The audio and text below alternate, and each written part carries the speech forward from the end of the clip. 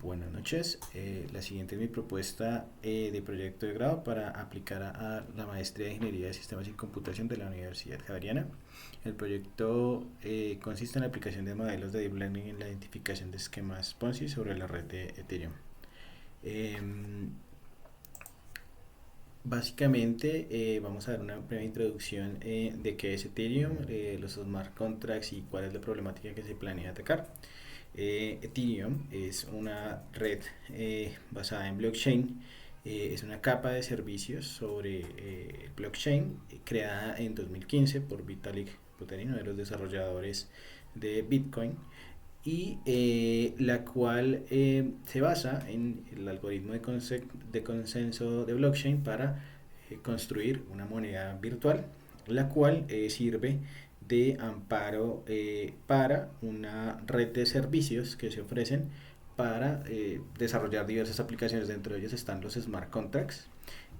A día de hoy, estas smart contracts son alimentados por una serie de blockchains, o en este caso Ethers, que son como el dinero que se ingresa a los smart contracts para poder firmarlos, y ellos poco a poco se van ejecutando. Blockchain en su base básicamente funciona creando un algoritmo en base a una prueba de trabajo. Básicamente se crea un problema matemático muy difícil de resolver por una computadora que, pues digamos, va incrementando su complejidad y asimismo el tiempo de resolución de estos problemas, y a partir de cada uno de estos problemas se genera, al tener la solución de estos problemas, de estos cifrados, se genera una moneda, un Ether en este caso.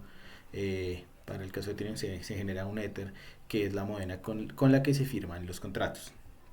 Un poquito ahondando en qué es un smart contract, básicamente tenemos dos usuarios que quieren generar un contrato digital. ¿Y cómo se firman? Básicamente Ethereum tiene un lenguaje de alto nivel que se llama Solidity, muy similar a JavaScript, en donde se definen los términos del contrato, y el contrato puede ocasionalmente consumir servicios o ir a validar estados de algún sistema, y conforme se vayan cumpliendo los términos del contrato, el contrato va ejecutando las partes o los compromisos a los que se haya llegado.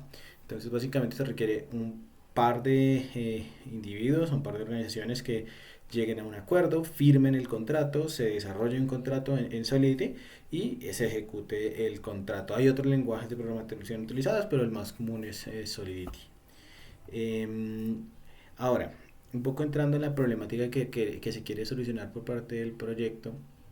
Eh, a día de hoy, la ventaja que brinda Ethereum y en general blockchain es que los usuarios no tienen que identificarse para realizar una transacción. Un usuario normalmente, cuando quiere hacer una transacción con su tarjeta de crédito, su tarjeta de débito debe ser completamente identificado, desde qué terminal, qué usuario, en qué horario realizó las transacciones. Si bien esto tiene una posibilidad de generarse algún fraude, los usuarios finales, que son los responsables de la transacción, quedan completamente identificados, pero en Ethereum y pues en blockchain o en Bitcoin no están identificados correctamente, sino pues básicamente los usuarios están anonimizados de alguna manera.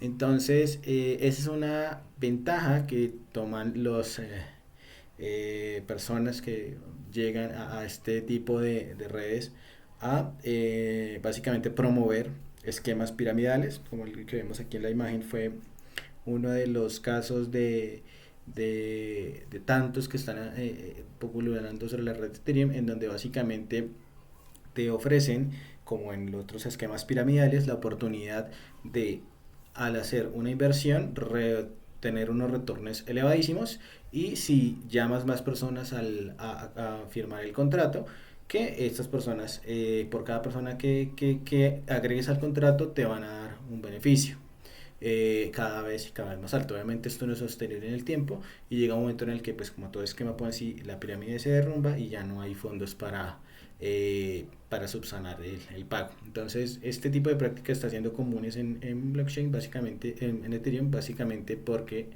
eh, muchos usuarios, al tener la posibilidad de anonimizarse y de firmar o de generar respuestas automáticas, aprovechan estas un poco falencias del sistema, que realmente son de las características, de hecho, que tiene el sistema en su base o en su diseño, para generar fraudes. Y pues, de hecho, blockchain durante mucho tiempo ha sido utilizado para prácticas no del todo correctas, si bien ahora es una tecnología un poco más popular. Un poco andando en el estado del arte, en 2019 y 2020 Chen y Hung hicieron un estudio similar en donde propusieron una solución a este problema de identificación de esquemas Ponzi sobre Ethereum. Básicamente utilizaron el algoritmo de XGBoost. Esta técnica es baja en consumo de recursos y da una solución de alta fidelidad. Sin embargo, hay otras técnicas aplicadas a sistemas de detección de anomalías, dentro de ellas una de las destacadas en la literatura consultada, la RAP de 2019, en donde hay también el uso de tecnologías de deep learning, como redes, principalmente redes neuronales convolucionales y redes neuronales con memoria de largo plazo, en donde se aplican estas técnicas también para solucionar problemas similares. Ahí es donde vemos que hay una oportunidad de realizar una propuesta en donde se pueda construir un modelo para hacer esta detección basado en Deep Learning. Los pros que nos da esta oportunidad o este estudio es que básicamente pues Ethereum deja un largo rastro y pues hay una base de datos inmensa en la que se pueden ir a consultar transacciones y características de las transacciones. También se puede incluso llegar a evaluar cuando está disponible el programa de los contratos. Por otro lado, hay un tema y es que hay muy pocas bases de datos. De hecho, las bases de datos a día de hoy donde se han identificado contratos de tipo piramidal o fraudulentos son los de Juan y Chen. Sin embargo, podemos utilizarlos como una base de datos inicial, un dataset inicial, pero habrá que recurrir también seguramente a realizar algunos temas manuales para clasificar estos contratos. Por lo tanto, habrá unos objetivos de esta propuesta. El primer objetivo es, pues obviamente diseñar, o el objetivo general es diseñar un modelo para detección de fraude de esquemas piramidales sobre contratos inteligentes utilizando técnicas de deep learning sobre la data o sobre la red de Ethereum. Eh, y pues hay unos objetivos específicos para ese trabajo. El primero es identificar qué características de los smart contracts pueden ser usadas para esta detección.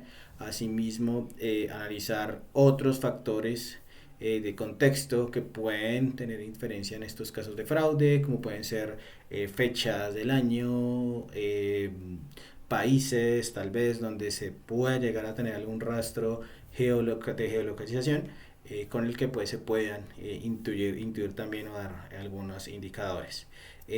Otro objetivo pues es evaluar qué modelos de learning son los más apropiados para identificar este tipo de fraudes. Si bien inicialmente las redes neuronales convolucionales y las redes neuronales con memoria a largo plazo o LST son de las que esperamos que se vayan a utilizar dentro de este trabajo. Es posible que para el problema y ya enfrentándonos al problema de forma concreta haya que evaluar otros modelos. Aquí este objetivo será el que nos permita reconocer cuáles son los mejores modelos de deep learning para aplicar. Y finalmente, un objetivo es plantear un modelo definitivo o el mejor modelo que se acomode a este contexto eh, y nos permita hacer este tipo de clasificaciones basadas en las características evaluadas ya anteriormente. La metodología básicamente consiste en tres pasos. La primera es la definición de las variables y la formalización del alcance. La segunda es la construcción y evaluación de modelos. Y finalmente el refinamiento del modelo basado en las respuestas del paso anterior. Detallándolos, en el primer paso lo que vamos a hacer es establecer el estado del arte, formalizar lo que se realizó durante el presente semestre en la materia de introducción a la investigación.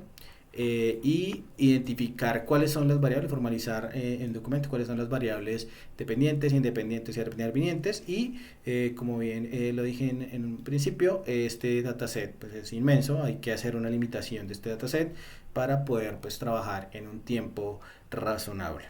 El siguiente paso es la construcción y evaluación de los modelos, en donde pues, se aplica una metodología tipo CRISP-M, en donde básicamente se va a hacer preparación de los datos. Aquí pues básicamente se va a utilizar el dataset limitado de los pasos anteriores y se van a preparar los datos según las características que se definieron para poder hacer el corrimiento acá de los modelos.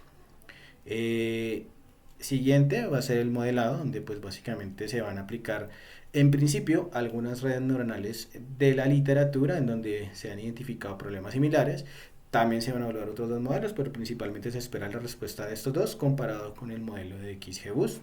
Y finalmente se va a hacer una evaluación donde se van a medir tanto la respuesta, la precisión de su matriz de confusión y también se van a evaluar características como el tiempo de computación y los recursos pues, computacionales diversos, así como el tiempo de ejecución para determinar un mejor modelo, pensando en brindar un servicio para un trabajo futuro en donde pues, se pueda tener una respuesta lo más rápido posible.